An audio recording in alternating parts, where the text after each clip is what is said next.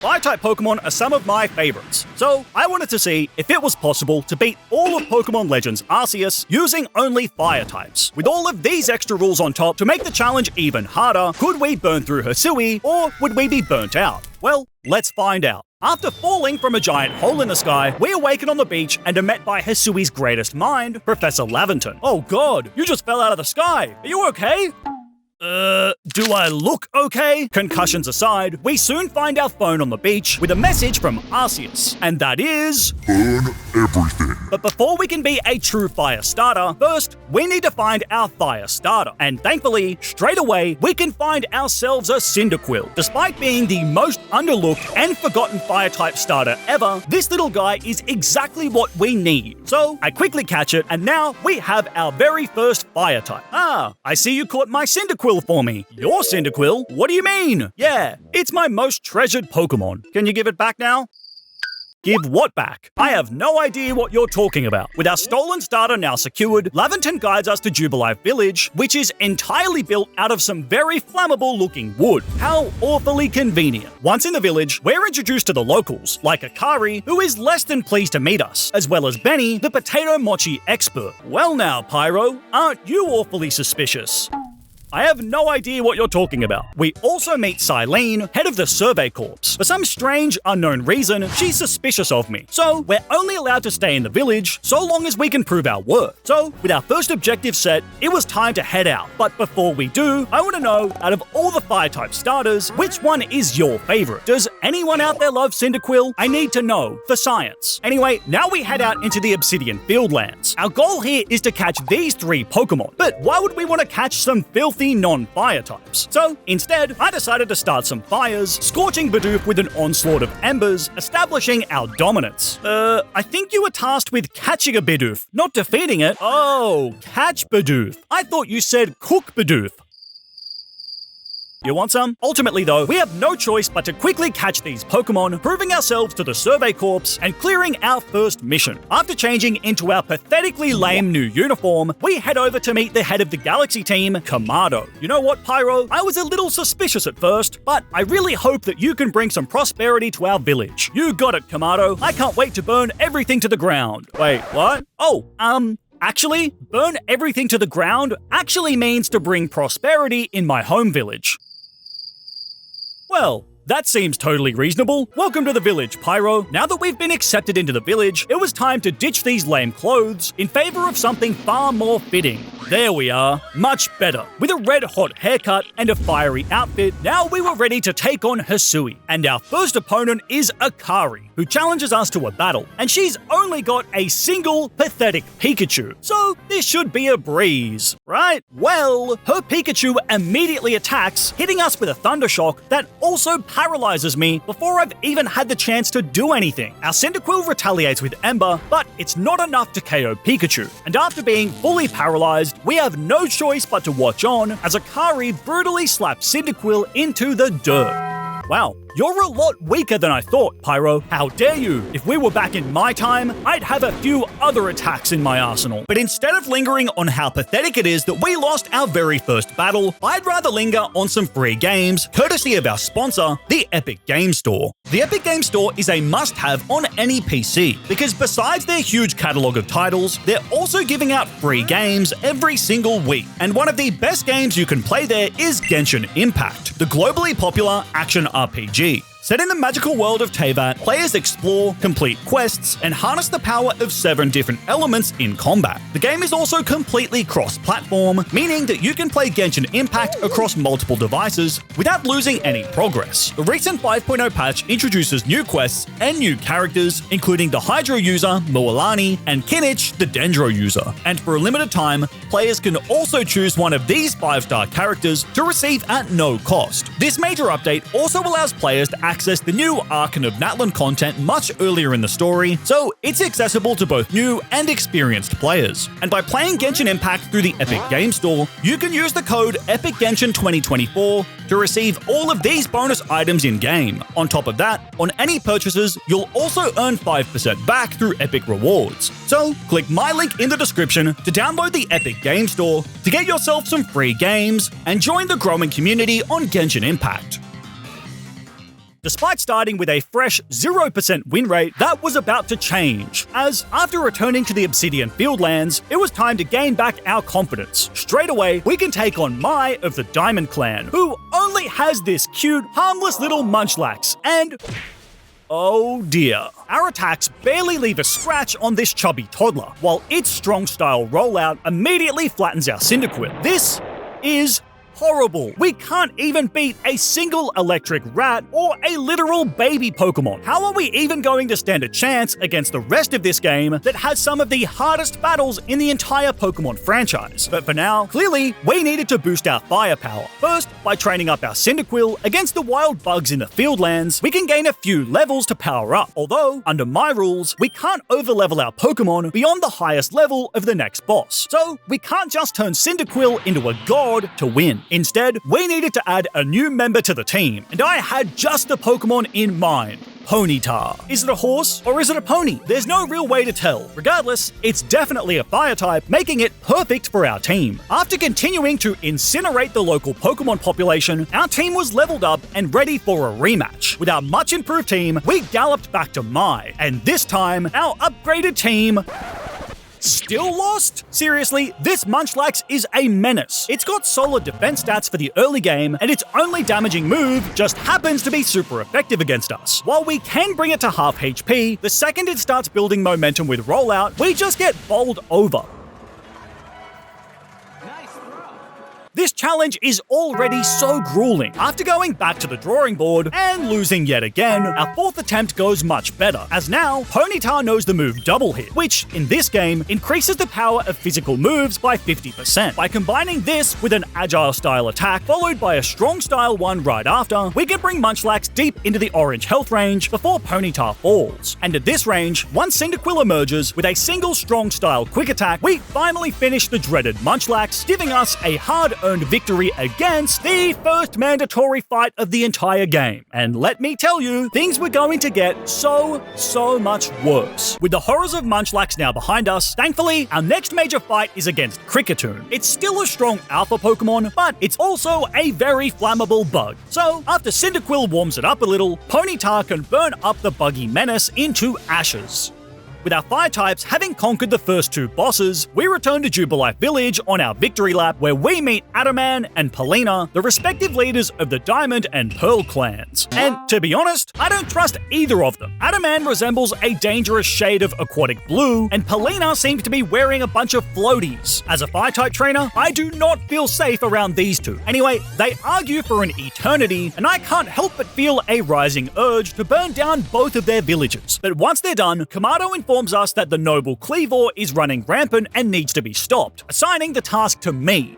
Yeah, their safety is in the hands of a guy who just got stomped by a puny little Munchlax. Don't worry, Kamado, I'll make sure to burn that sacred mantis to the ground. What? Huh? Eh? Oh, sorry, I mean, I'll peacefully warm it up until it calms down. Oh, okay. Now with our new job of pest control, we charged back into the Fieldlands. But according to Cleavor's little clan warden, Leanne, first we need to prove that we can control the Pokemon of Hisui. And that's where Weirdeer pulls up, ready to test us. So we prepare to play the most beautiful, delicate melody ever composed.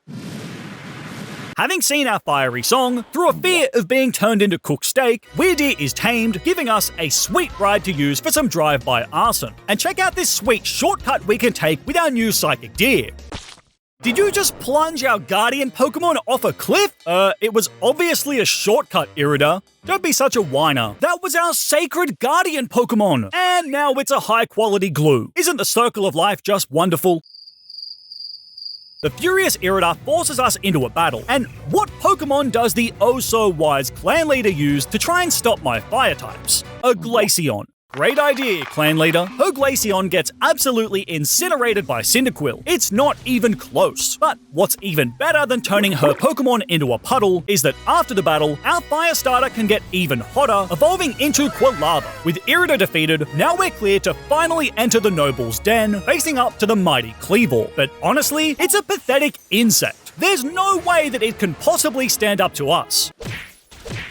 Okay, so it does annihilate our fire types, but thankfully, we can still continue fighting with our bare hands, bombarding it with bombs, until eventually, the frenzied noble is quelled. Wow, Pyro, you helped calm it down. Yep. And Cleavor even gave me an insect plate after the battle too. That's so sweet. What did you give it in return? Why did you set the Pearl Clan Warden on fire? Didn't you ask me to do that? I swear you asked me to do that. Whatever our goal was, that's our first major assignment complete. But before we move on to the next one, we have some important business to take care of. See, there's a very specific quest in Legends Arceus, unlike anything else in Pokémon. And by taking on this quest back in the Obsidian Fieldlands, we can find a shiny Ponyta! This shiny looks amazing. And finally, I actually get to use one of the shinies that I found in these challenges. I used to pray for times like these. However, we've already got a Ponyta on our team. Trailblazer put in work for us and helped us when we needed it most. Even if the shiny version looks amazing, there's no way I would be so heartless and so shallow as to replace our trusted, loyal crew. With our awesome blue fire pony, Trailblazer 2, we were on cloud 9, ready for our next mission. First on our agenda is Akari, who I'm definitely not still molding over losing to. Nope. Not at all. This time, however, I'm determined to get our revenge. Against her lead Mime Jr., a single flame wheel from Quilava is all we need to wipe out that clown. But her pesky Pikachu is still a nightmare, hitting us with both a quick attack and paralyzing us with Thunder Wave on the same turn. I'm starting to think that Akari's Pikachu might have inherited some kind of plot armor from another trainer or something. Despite that, our Quilava is no pushover, as a flame wheel combined with an agile style quick attack puts Pikachu in its place, giving us a win against our rival. We're back on top, baby! With that win, now we can access a new area, the Crimson Mirelands. Once here, we waste no time heading straight to the Selassian ruins. Waiting for us inside is the Pearl Clan Warden Kalaba, who's immediately suspicious of us. I can't imagine why though. Is there something in my teeth? Anyway, she dismisses us for now, but then we're introduced to Volo. He's an unassuming merchant who definitely isn't suspicious in the slightest. Volo immediately challenges us to a fight, and he is not messing around. Volo's lead is a harmless little Togepi who we have no problem cooking up into a delicious omelette. Next, however, is the main course, a baby shark. Gible is a nightmare creature for all fire files thanks to its ground and dragon typing. But on top of that, it wants blood. Seriously, with a string of deadly bulldozers, this monster wipes out our fiery duo like it's nothing. Wow, such prodigious strength. Are you mocking me? I'll singe those eyebrows off, pretty boy. That loss was tough, but don't worry, it gets worse. For now though, we need to track down some stolen cave fragments. Tracking down this case leads us to the Misfortune Sisters, which is a very fitting name because they're about to have the lovely misfortune of being incinerated. Coin's Toxicroak does put up some resistance, but we've got the numbers advantage in this 2-on-1. Thanks to that, Toxicroak goes down without too much trouble. The Misfortune Sisters, along with their third-degree burns, swear to get revenge before fleeing like cowards. We'd recovered the missing artifact, although I really wish we had it because once it's back in place, we can decipher the secret prophecy, which reads, "A big brown bear is going to maul you for sport." I wonder what that could be referring to. Surely that's got nothing to do with me. Uh-oh. Yeah, turns out that this Ursaluna is the next boss that we need to somehow overcome. Just like the baby shark that crushed us earlier, this is a ground-type monster. Unlike Gible though, Ursaluna has crazy stats for this early in the game. So, we're outclassed in both typing and stats, meaning that our two fire types were continuously bulldozed by the Lunar Bear. Seriously, we lost over and over again, without even getting close, as we were stomped repeatedly into the mud. However, I refuse to give up that easily, so after getting a few more levels on our team, boosting our firepower, now there's no way that we're going to be stopped. Ugh, this thing is such a threat. Our team doesn't really stand any chance against this behemoth. It quickly became clear that if we wanted any hope of beating this bear, we need a new recruit. So, in search of our next flame, I backtrack to the Obsidian Fieldlands, as it's here by the mountain camp that we have a small chance to find Monferno. Not only is this monkey an amazing fire starter, but Monferno also has a secondary fighting type. This upgrade finally gives us some means of resistance against the normal ground bear. So, with our new and improved roster, we stepped up for a rematch against Kalaba's pet. This time, we lead Ponyta, who can only land a small bit of chip damage before being buried by Bulldoze. Quilava hits the field next and goes absolutely huge, as Ember thankfully leaves Ursaluna with a lucky burn this time around. That blessed slice of RNG just lets us live one attack, as Ursaluna is lowered into the yellow before Quilava joins Ponyta in the dirt. So it was all down to a 1v1, as Monferno makes its debut. However, this monkey has an ace up its sleeve, as by using an agile style Muck Punch, we're able to land 2 attacks in a row. So by following this with a strong style Muck Punch, the menacing bear was slain. We had finally beaten that monster. Victory has never tasted so sweet. Ursaluna, what's this clinging to your coat? It seems like some kind of powder. You bet, Kalaba. I'm not letting this guy haunt me ever again. Wait, no! Ursaluna may have lived through our explosion, but at least now it knows its place, as we can ride on the giant bear to sniff out the missing and apparently very smelly Arazu. She's been missing for literally 6 minutes, so this is clearly a very serious situation. But after seeking her out, now it's time for us to face the second noble Pokémon, Hisuian Lilligant. It may harness the power of dance to damage us, but we harness the power of setting its grass-type legs on fire before Giga Blasting it with bombs no problem. Kalaba, thank you for searching for me. Not at all, Arazu. What I've learned today is that friendship and kindness are incredibly important between people and Pokemon. Wow, that was lovely, wasn't it, Pyro? Sorry, what were you guys saying? You know what? After a hard day's work, it's always nice to enjoy a nutritious meal. Do you guys want a piece? More for me then. Our next assignment brings us to the Cobalt Coastlands, but apparently this area of Hisui has no noble Pokemon. Hey, what gives? Why am I heading to this useless, nobleless region? You've literally set every noble so far on fire, dude. Why would we let you do that again? Touche, Kamado. Touche. Ah, the Cobalt Coastlands. Isn't it beautiful, son? Ugh, not at all. Look at all that disgusting water. I knew I should have packed my floaties. As ready as I am to scorch this entire landscape, Irida makes the incredibly bad decision of trying to stop us in our tracks. She wants a fight, but surely she's caught onto our fighting style and made a plan to counterattack us and is ready to— Oh no, she just brought an extra baby Eevee along now too. Monferno, do your thing. With our warm-up out of the way, while Irida mourns her dead duo of arson victims, we're off in search of the only redeemable part of this place, Fire Pit Island. In order to do that, first, we need to locate the noblest warden. More importantly though, before we meet them, there's something incredibly important on our agenda, possibly the most pivotal moment that our hot-headed trainer will experience during this entire run. Yay! Puppy! A trainer probably shouldn't have a favorite Pokemon, but Hisuian Growlithe is the coolest fire type we're ever going to get, and there's nothing you can do to change my mind. Just look at this little guy. He's clearly the top dog of the region, far and away one of the best Pokemon to have on our side. 1 like equals 1 head pat for our adorable companion. Do your part. But as if it can't get any better than our dream Pokemon, soon after, we meet Polina, the Coastlands Warden. And what's this? Not 1, but 2 Hisuian Growlithe? A woman who appreciates the fire things in life? Alright, she seems like she could be our type, but let's not get too excited. Your strength must be amazing, and yet you have such a gentle face. Oh god, Pyro, she's coming onto you. Stay calm and don't say anything too strange. I want to burn down this island with you.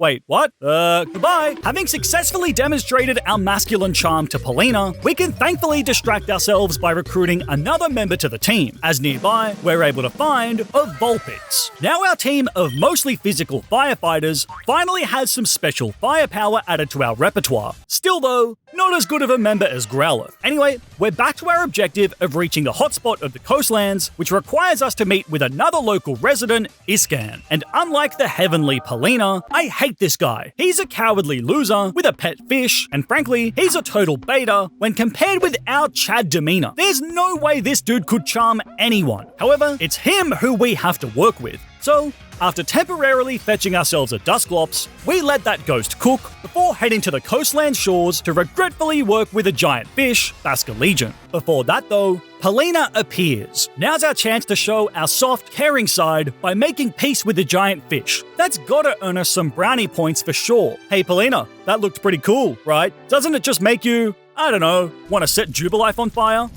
No, I think I'm good, Pyro. Besides, my heart already belongs to Iscan. Wait, that guy? The fish guy? Hey, don't call me that. I don't believe it. Polina has the hots for that wet wipe. Ugh, this day can't get any worse, can it?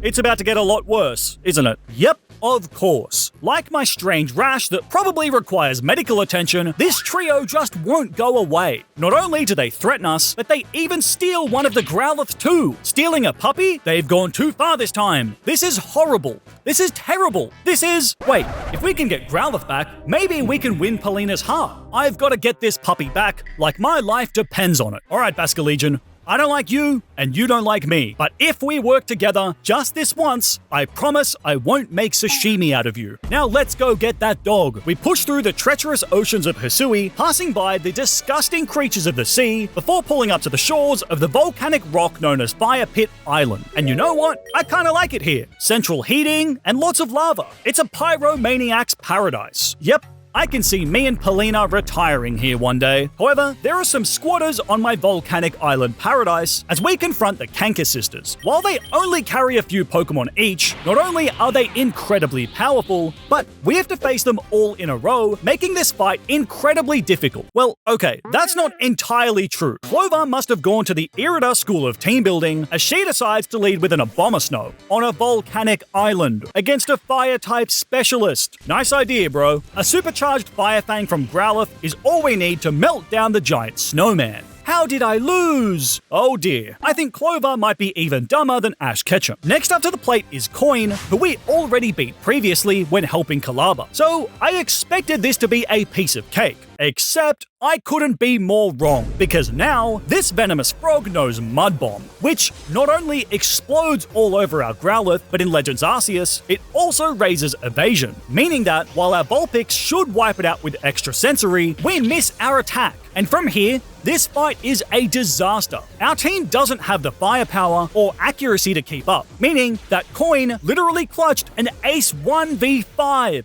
Ugh. Are you kidding me? That was so frustrating. But despite the annoying loss, we headed straight back to the Misfortune Sisters for a rematch. This time, we lead with our blue Ponyta, who, even with a strong style Flame Wheel, still isn't enough to take out Abomasnow. Dude, Abomasnow would lose a fight against a mildly sunny day. How did you not knock it out? Fortunately, the blue Blazer can just tank 2 attacks from the Grass Yeti before we singe it on the following turn, meaning that Clover is still sitting at a very comfy 0% win rate. Her 50-50 sister, on the other hand, is a threat that we are no longer going to take lightly. This time, RNGesus doesn't troll us, as the frog misses its Mud Bomb, and even though a strong style Flame Wheel falls short of the KO, we get the burn. This all but seals Coin's fate. While she does turn our pony into glue, Toxicroak also falls in the process. So, we'd gotten our revenge on Coin, but this is no time to celebrate, as last is Charm, who is by far the scariest of the 3. And the reason why?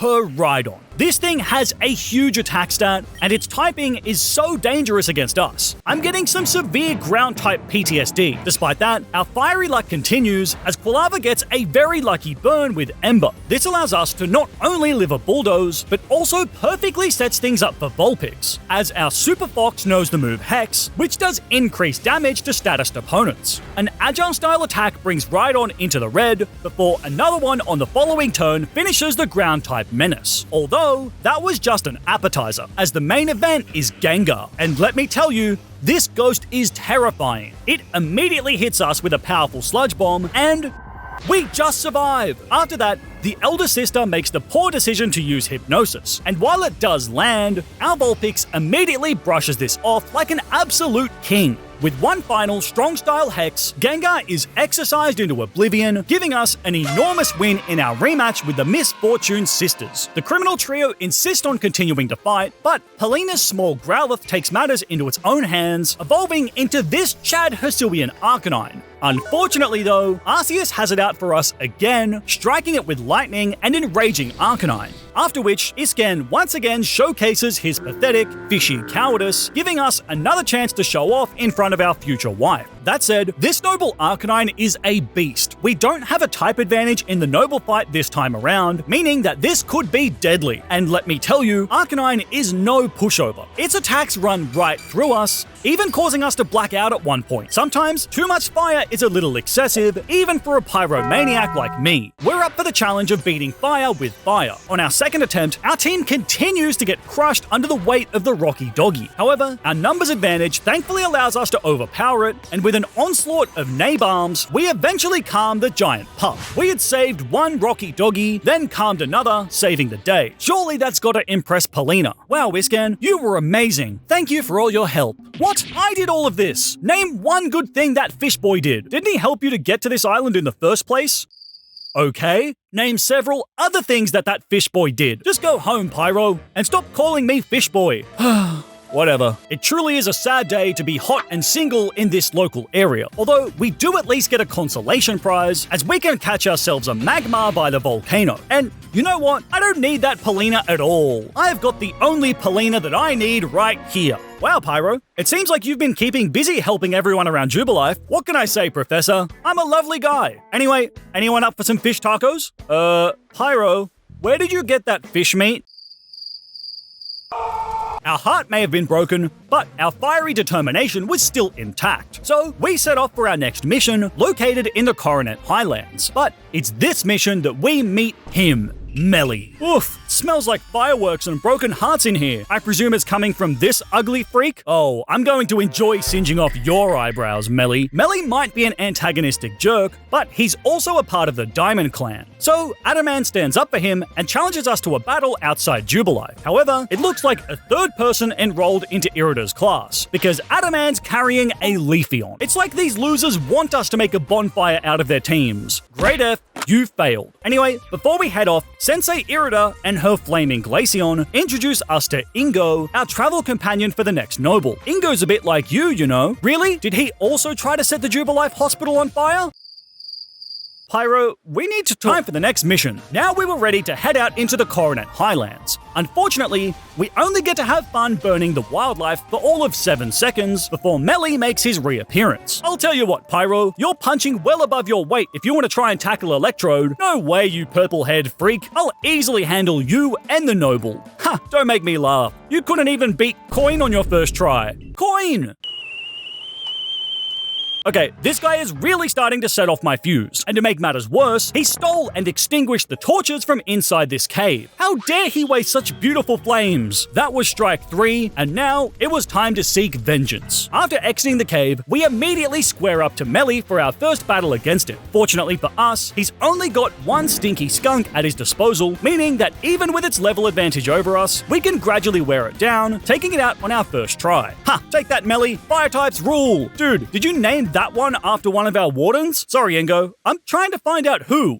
Who what? Who asked you? Ingo abandons us for dishing out that sweet burn, but it does give us a brief window to sightsee and help out the people of Hisui as best we can. For example, some merchants want to set up a camp far away from the entrance, but a lonely Bronzor is in the way. Don't worry, I'm a specialist in my craft. I'll handle this with great care.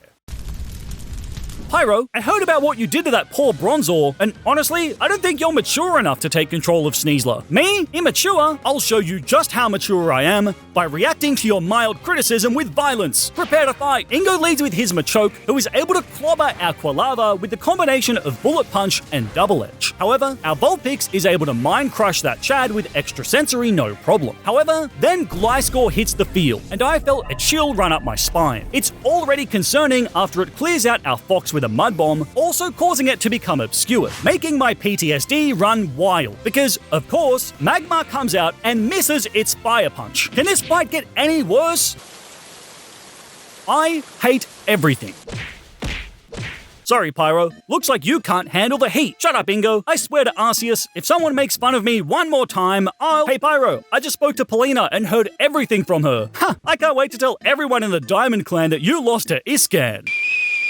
Right, that's it. The loss to Ingo, the insults from Melly, it all broke something in me, and there was going to be hell to pay. It was time to get serious. No more taking it easy. By exterminating every single parasect in the region, our team is able to get some valuable levels, allowing our 2 fire starters to evolve into the ghostly Typhlosion and the aggressive Infernape. And these 2 evolutions are amazing, but we're not done yet, because with our merit points, we can purchase a Magmarizer and a handful of Firestones, the most precious gem in Hisui. These bad boys allow us to evolve Magmar into Magmortar, Vulpix into Ninetales, but most importantly, our puppy Growlithe becomes the legendary good boy Arcanine. Our team went from a bunch of cuties to an absolute inferno of power. So, with a burning desire for revenge, it was time for us to collect our debts. That starts with Ingo. In our rematch, Ninetales deals Machoke with a deadly dose of Deja Vu, crushing it once again. Gliscor is able to retaliate, wiping out our monkey with a Mud Bomb, but that's where the bloodshed stops, as a series of embers from Typhlosion manages to burn through that flying pest, thankfully putting the brakes on another ground type. However, Ingo still has one Pokemon left, a terrifying beast that we'll somehow have to overcome, and oh, our big dog plays with its new toy, and with that, we had crushed Ingo in our rematch. Wow, good job, Pyro. You've really proven yourself. Shut up, Ingo. And you're coming with me. After commandeering this wild Sneasler to carry us up the steep walls of the Highlands, it delivers us right to the doorstep of Melly, the bane of our existence. Wow, look who's here. I'm surprised you even knew how to climb with coal for brains. Oh, dearest Melly, I'm going to enjoy this. Being the dishonorable cheater that he is, Melly forces us into a 3v1 handicap match. However, it's nothing that our team can't sink its teeth into, with his stinky skunk falling thanks to Magmortar, and his underleveled minions followed soon after, giving us some quick revenge on Melly. Ugh, you're gonna set me on fire now, aren't you? Absolutely. Fine. I just don't get how I, the great Melly, managed to dunk on... With Melly's brains cooked medium well, now we're clear to tackle the next noble, Electrode, a Pokemon who gets so mad that it throws its own children around. Maybe we could learn a thing or two from this guy about becoming an all-time hater. Still, there's no way I'm sympathizing with a disgusting flammable grass type. So, after our Typhlosion repeatedly burns that angry acorn to a crisp, we slap it in the face with a bunch of bombs. Oh god, the poor Electrode! Don't worry, Melly. From my previous life, I came to learn that people and Pokemon can come together to accomplish something truly special. Wow, that's so insightful, Ingo. Isn't that what you've tried to do, Pyro? Yeah, let's go with that. Putting these flaming losers aside, now we've got ourselves a shiny Rapidash. Although I do wish that it still had its blue flames, but it's still awesome to have a shiny fire type. Hey everyone, isn't my pony so cool? Listen Pyro, we're a little concerned by your cooperation lately. I have no idea what you're talking about. Look, we're sending you to the Alabaster Icelands. Hopefully it'll cool you off for a bit. Ugh, fine. Wow, Pyro, I can't believe you're being sent off to the Icelands. I know, right? Anyway, you want to battle? Okay, maybe it's good that they're sending you away for a while. Begrudgingly, but armed with a full team of fully powered fire types, we arrive at the snowy hellscape that is the Icelands. Jeez, it's cold out here. Do you think you'll be okay, Pyro? Of course. I'm practically sweating over here. While this area contains the final noble Pokemon that we have to peacefully liberate, thankfully, the freezing environments of the Icelands don't fare too well against our flames, and that becomes even more evident when we square up to Garrick. This chiseled Chad might be sculpted from stone, but his ice types are, unfortunately for him, made from snow, allowing us to melt down his duo of frozen freaks in just 2 turns. That brief warm-up was a nice palate cleanser, but our main objective in this area is to track down Sabi, the short lady with a braviary that we need for air travel. She forces us to bounce around the Icelands in pursuit of her, so we thankfully get to take in the beautiful environment. Oh wait, sorry, I meant to say, eliminate everything around us. Anyway, after burning our way through the puzzles of Snowpoint Temple, we finally catch up to Sabi and confront her. However, she's as much of a cheater as the previous Warden, as she also challenges us to a 3-on-1. And on top of that, her main Pokemon is a Rhyperior, which can put the fear of Arceus into our team with its incredibly deadly typing. Thankfully though, we have our Clutch Fox, as a huge assist from Ninetales means that a quad-effective Energy Ball combined with a Muck Punch is all we need to take out the Rocky Menace. Sabi's remaining Pokemon are by no means easy, Benny, but we do have quite a level advantage. So, our own Magmortar can bring the heat by burning up Electivire before a strong-style Rock Slide from Arcanine wipes out Sabi's pathetic excuse of a Fire type. That's Sabi defeated, and after witnessing us just win a literal 3v1, Braviary still tries to square up. Seriously? Were you not paying attention to what just happened? Our fiery dog quickly chomps down on the oversized chicken for an easy KO, giving us back-to-back wins. And on top of that, now we've also gained the power of flight. Using this, we launch over to the icy peak in search of the Never Melt Ice, but we're met at the top by Garrick. Alright Pyro, you might have beaten both Sabi and I already, but be under no illusion. The sheer size and power of Noble Avalugg is one that no person can ever match up to. This is going to be the fight of your life. And already beat it. What? Dude, it's a giant block of ice. It couldn't even stand next to my Rapidash without melting. Our team of fire types had conquered all 5 nobles. However, our toughest fights by far were still on the horizon. But for now, we celebrated our noble victory with an icy cold drink at the Wallflower. And with the day saved, now we're clear to get back to what's really important. Starting fires. Oh, wait, no, I spoke too soon. Now the sky's all messed up. Alright, Kamado, I know this looks bad, but I seriously have nothing to do with this. Oh, really? But it was you who set our hospital on fire. Well, maybe. And set the school on fire. That was a misunderstanding. And set my house on fire twice, actually.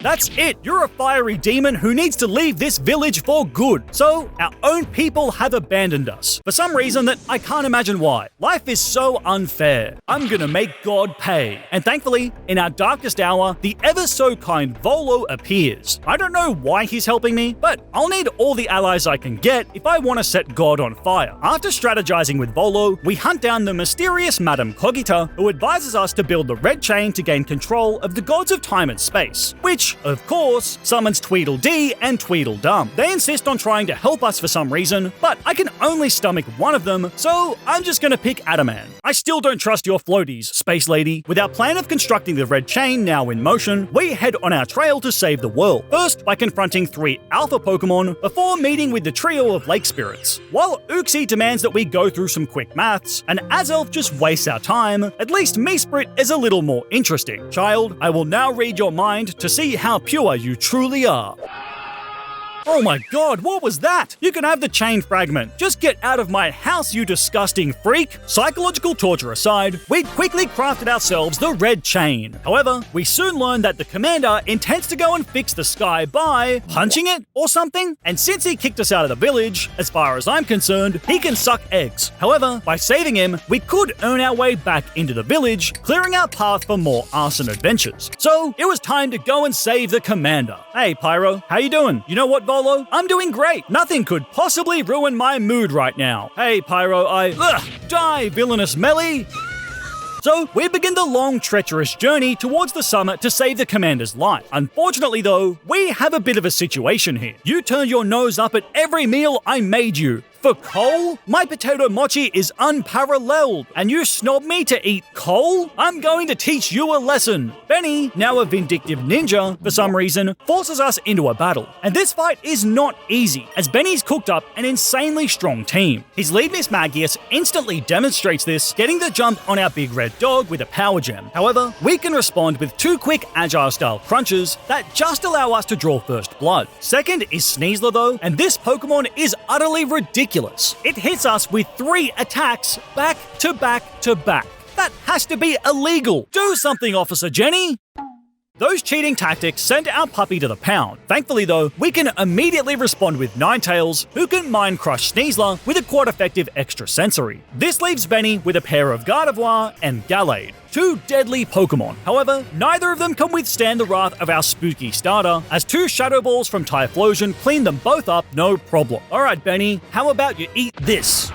That fight against Benny was a nice appetizer for our fire types, clearing us to move up the mountain where we finally confront Kamado. Listen, Kamado, I can't believe I actually have to tell you this, but you are not equipped to handle this situation. Yes, I am. No, you are not. Yes, I am. Alright then, what's your amazing plan to stop this giant hole in the sky? I'm gonna get real close. I'm gonna look that hole right in the eye, and then I'm gonna banish it from the village. You can't just solve all your problems by banishing them from the village. I know what you are, Pyro. You want to scorch all the gods of Sinnoh and plunge Hisui into a fiery inferno. What, Kamado? That's... Yep. No, wait, actually, you're right. In a stubborn rage, and having seen through our ulterior motives, Kamado challenges us to our toughest fight yet, as he has a powerful quartet. So, we'd have to pull out all the stops to try and get through his team. First up is Braviary, who we deal with in the exact same way as last time, as a strong-style rock slide crushes that duck like it's nothing. However, Kamado responds with Snorlax, who returns serve with a huge strong-style high horsepower, instantly burying our pup. Next up, we send in Infernape, who's fast enough to use both a bulk up as well as a muck punch, which drills Kamado's chubby menace into the dirt. Third in is Clefable, who is a bit bulkier and we don't have a great answer for, as it cleans up our Infernape. Regardless, our Rapidash gets its moment in the sun, double edging the fairy for our third KO. This leaves Kamado's Golem, who would be a problem with its typing, if not for the fact that our Ninetales can come in clutch, with a quite effective Energy Ball finishing it off. With that loss, Kamado has no choice but to back down from his plan of trying to banish God, which, of course, means that it's all up to me to stop the God of Time, Dialga. Thankfully, this win is absolutely free, as we have the red chain. Wow, thanks Kogita. Nice plan. Out of options, we have no choice but to take on Dialga in battle. The blue beast might be an almighty deity, but we have our sweet girlfriend, Polina. It can do a lot of the heavy lifting by unleashing some fire blasts before one last Muck Punch is all we need to crush the Time Lord no problem. I guess we got lucky that was a steel-type dragon that my fire types can actually damage. Imagine how screwed we would have been if that was a water dragon. Are you kidding me? I'm blaming this one on you, Floaty. Palkia emerges from nowhere. We're forced into a tactical retreat, and this is not good. We need to take out this guy too if we want any chance of setting God on fire. Alright guys, let's think about this rationally. How are we going to handle Palkia? Did you name your Magmortar after Polina? My legal team have advised me not to comment any further at this time. While everyone else is busy asking about things that they have no business towards, we undergo the quest of collecting the resources required to try and quell Palkia ourselves. However, that's not before the Misfortune Sisters reappear, and I'm still not over Fire Pit Island. So, Charm's Rhydon quickly meets its maker at the hands of an energy ball, and her Gengar gets burnt up thanks to my beautiful Polina mortar. With the Misfortune Sisters off our back, we quickly assembled the materials to craft the Origin Ball. Hopefully, it'll at least fare a little better than the Red Chain. Regardless, it's our only hope. So, we head once again to ascend the Temple of Sinnoh for our final showdown with the God of Space. You know, Palkia might be an abomination to all humankind, but hey, I kinda like how it looks. I mean, it's an incredibly menacing beast and... Oh, come on! Who invited the pony? Now it was time to take on my little Palkia, and this guy is a menace. Its attacks are a deadly onslaught that pelted us over and over again. However, we've already come so far in our fiery journey across Hisui, and there's no way that I was going to lose to this jumped-up horse. And so, we pelted it with bombs over and over, until at last, the giant horse was conquered and sentenced to a lifetime sentence inside my Origin Ball. Wow, Pyro, you saved our world and even caught our deity. What are you going to do with it? Oh, I know exactly how I'm going to treasure this guy. With that, we had completed the main story of Pokémon Legends Arceus, and we even ate some celebratory coal to top it all off. But we're not done yet. Our fire types may have completed the main story, however, we still haven't beaten the toughest fights of this game, nor have we completed our goal of igniting God itself. Thankfully, to help us achieve that goal, the ever-so-kind Volo volunteers. He's so interested in Hisuian lore that he even wants to take us to Arceus itself. Isn't he such a sweetheart? According to Kogita, in order to achieve our goal of reaching Arceus, we have to assemble the elemental plates from across the region. A fair few of these are very straightforward, like capturing the lake spirits, as well as Cresselia and Regigigas. Although we do get to take a detour to the coastlands to head to Fire Pit Island. Hey Polina, long time no see. How you been? Pyro, the court said that you're not allowed within 100 meters of me. Remember? Whoops, can't hear you. I'm off to the volcano. Restraining orders aside, once inside the volcano, we come face to face with the only legendary who's actually worth a damn, Heatran. Of course, we're not allowed to use it in battle, but catching this guy leaves us with only one last major task to assemble the final plate. a rematch with Kamado. And while his team is bolstered with a new teammate, this fight is pretty much the same as the last one. His new recruit is a Heracross who doesn't fare too well against our firefighters, and we quickly clean up the commander once again. With that, all of the elemental plates had been assembled, paving our way to finally confront God. And so, we began climbing the mountain with our good pal Volo by our side. Wow, Pyro, you're so close to meeting Arceus. It's been a lot of work, but we're almost there. Well, we couldn't do it without Kogito, of course. She's integral to getting us here, of course, and I made sure to thank her sincerely for her efforts and guidance. You set her tent on fire? With her in it? Volo, it's winter. She was cold. Seriously, what did you expect from me? You're insane. I'm going to kill you for good. Perhaps we made a slight miscalculation in upsetting Volo, as he is by far one of the hardest opponents in any Pokémon game. A team stacked to the brim with devastating power, bulk, and overwhelming menace. And to cap it off, he's got the literal devil in his back pocket, Giratina, who we have to beat twice. This 8-on-6 would be the final hurdle for our fire types to try and overcome. Everything we've struggled against so far pales in comparison to this. Regardless, I believed in my fire types, so stepped up to face Volo, and let me tell you, this was horrible. Volo's team is already stacked, but his ace Pokemon is the monster of our nightmares, Garchomp. We have nothing that can withstand its ground-type moves, meaning that whenever it hits the field, bloodshed follows. But on top of that, he just has such great options for whatever Pokemon we send in, whether that's Lucario against our Rocky Doggy, or Spiritomb haunting our Typhlosion with its spooky powers. We just constantly lose tempo. I tried again and again and again. While I was rarely able to make some progress, none of our Pokemon can really withstand the power of Volo's pseudo-legend Shark.